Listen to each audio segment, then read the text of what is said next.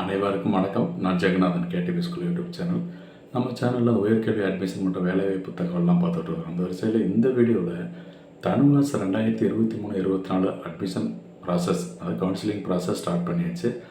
இதில் ஒரு முக்கியமான எல்லோரும் கேட்கக்கூடிய ஒரு கேள்வி என்னென்னா, கட் ஆஃப் குறையுமா, இந்த வருஷம் கூடுமா, இல்லை அப்படியே இருக்குமா, இந்த கட் ஆஃப் பார்த்தினா இன்னும் கொஞ்சம் தெளிவான விளக்கம் வேணும் அப்படின்னு சொல்லியிருந்தாங்க. ஒவ்வொரு விஷயமும் ஒவ்வொரு விஷயம் இல்லை, நிறைய பேர் அதை பற்றி கேட்டிருக்காங்க. ஒரு பொதுவான ஒரு விளக்கம் சொல்லலாம். அது இல்லாமல் இந்த கவுன்சிலிங், இப்போ மெடிக்கல் கவுன்சிலிங் முடிஞ்சிருக்கு, first round, agri first round முடிஞ்சிருக்கு, ஈவன் செகண்ட் ரவுண்டு கூட முடிச்சாச்சு அக்ரிக்கு. அடுத்து இந்த மாதிரி இந்த தனுவாஸ் மட்டும் நடக்காமல் இருக்குது. இதுக்கு இதனுடைய மாற்றங்கள் என்ன, இந்த 2 கவுன்சிலிங் நடந்துச்சு, அதனுடைய இம்பேக்ட், அதனுடைய விளைவுகள் இதில் எப்படி வரும், என்ன பாதிப்பு இருக்கும் இல்லை இருக்காது, எது ப்ளஸ்ஸு மைனஸு அப்படிங்கிறத இந்த வீடியோவில் பார்ப்போம். இதுவரை நம்ம சேனல் சப்ஸ்கிரைப் பண்ணால் பண்ணிவிடுங்க. இந்த மாதிரி தகவலெல்லாம் ஷேர் அண்ட் லைக் பண்ணுங்கள். மறக்காமல் அந்த ஆல் நோட்டிஃபிகேஷன் பில் பண்ணி ஆன் பண்ணி வைங்க. அப்போ தான் இந்த கவுன்சிலிங்ஸை தெரிஞ்சிக்க முடியும். சரி, இப்போ நம்ம வெட்டனரி அட்மிஷன் பர்டிகுலராக நம்ம பேச போகிற விஷயம் BVSc அண்ட் AH கோர்ஸு. ஏன்னா பிடெக்கு உங்களுக்கு ப்ராசஸ் ஆரம்பிச்சிட்டாங்க. அது வந்து ஆஃப்லைன் கவுன்சிலிங். அங்கே இன்ஸ்டியூட்டுக்கு கண்டிப்பாக போகணும். மெட்ராஸ் வெட்டனரி காலேஜுக்கு வந்து இன்டர்வியூ கவுன்சிலிங் அட்டன் பண்ணணும்.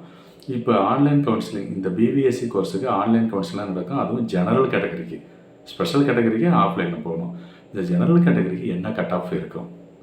OC, BC, MBC, BCM and SC, SCA, ST இந்த கம்யூனிட்டியில் போகிறவங்க இல்லையா, ரிசர்வேஷன் சிஸ்டத்தில் வர ஜெனரல் கேட்டகரிக்கு எப்படி இருக்கும் அப்படின்னா, லாஸ்ட் இயர் வந்து ரொம்ப 191.75 ஆர் 192 அந்த ரேஞ்சில் MBC போச்சு. அப்புறம் 194 BC மேலே போச்சு.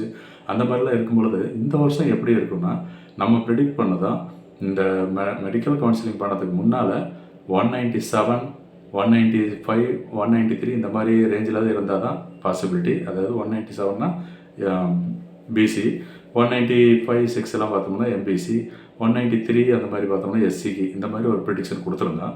பட் இப்போ அதில் வெட்டனரி அப்ளை பண்ணவங்க எல்லாருமே தனுவாஸ் அப்ளை பண்ணி அக்ரிக்கு அப்ளை பண்ணியிருந்தாங்க. ப்ளஸ் இதுக்கு மெடிக்கலும் அப்ளை பண்ணியிருந்தாங்க. மெடிக்கலையும் ஆல் இண்டியா கோட்டா ப்ளஸ் இதுக்கும் ஸ்டேட் கோட்டாவிலையும் போயிருப்பாங்க. இப்போ நிறைய பேர் வந்து பிரிஞ்சிருக்க வாய்ப்பு இருக்குது.